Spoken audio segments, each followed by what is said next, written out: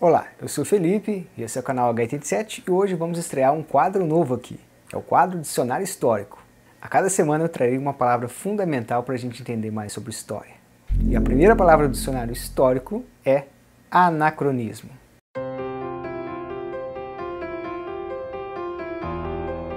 Segundo o Google, ele pode ser definido como erro de cronologia.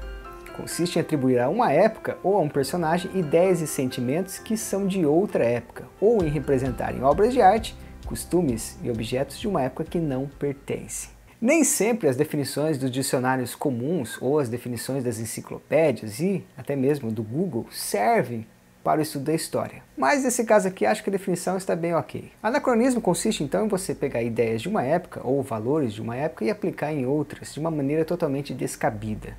É como se, por exemplo, a gente quisesse questionar então os hábitos de higiene da Idade Média porque as pessoas não escovavam os dentes e não utilizavam Listerine, por exemplo. Obviamente que eles não iam utilizar esses produtos porque não estavam disponíveis para eles. Então aqui a gente tem um caso claro, clássico de anacronismo. Transportar valores, ideias, produtos, peças para uma época histórica diferente. O anacronismo já foi definido como um pecado número 1 do historiador. O historiador não pode incorrer no anacronismo. Até aí parece que está tudo fácil, tudo bem, que não temos polêmicas, mas temos polêmicas sim. Alguns estudiosos, alguns historiadores apontam que questões do tempo presente elas são fundamentais para que a gente entenda o tempo passado e vice-versa. A relação entre o presente e passado é uma relação dialógica. A gente leva as nossas questões em busca de outras respostas, trazemos dúvidas do passado para o presente.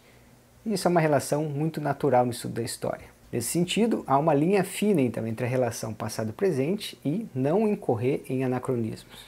Porém, a gente tem que entender que há temas muito delicados. Por exemplo, a questão feminina. Seria totalmente equivocado a gente falar que a heroína francesa Joana d'Arc, lá da Idade Média, era uma representante feminista.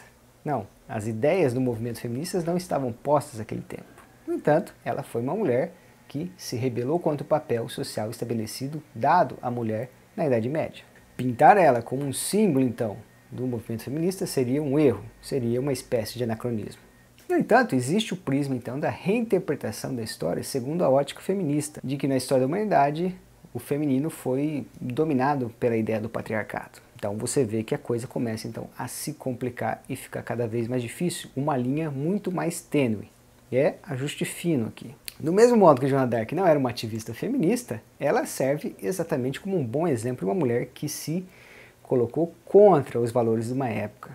A gente pode usar ainda outros exemplos para falar de anacronismo. Se eu chamasse, por exemplo, o faraó egípcio Ramsés de ditador, seria uma ideia bastante equivocada. Seria um caso clássico de anacronismo. Para usar os termos aqui dados pelo famoso historiador alemão Reinhard Koselleck, o espaço de experiência e o horizonte de expectativa das sociedades egípcias eram totalmente diferentes das sociedades que sucederam e inventaram o conceito de ditadura, desde lá da Roma antiga, passando então pelas sociedades modernas. Basta de exemplos por hoje.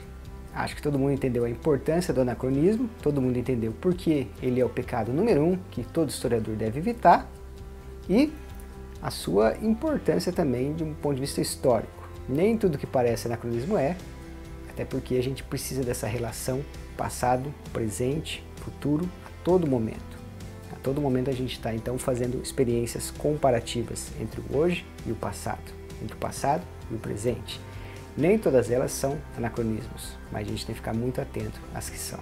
Se você gostou desse vídeo aqui e quer sugerir um tema para um próximo dicionário histórico, deixa aí nos comentários. Aproveita para se inscrever e dar o like. Por hoje é só, até mais.